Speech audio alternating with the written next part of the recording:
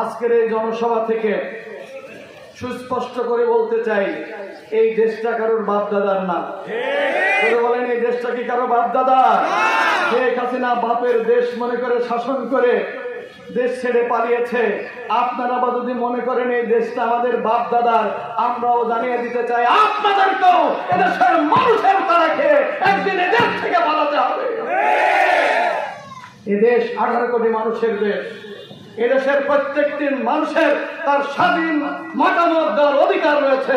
তিনি যাকে ইচ্ছা তাকে ভোট দেবেন, যাকে ইচ্ছা তার পক্ষে ভোট করবেন, যাকে ইচ্ছা যে প্রার্থীর ইচ্ছাকে তিনি তাকে বেছে নিতে পারবেন। ঠিক না বেঠিক?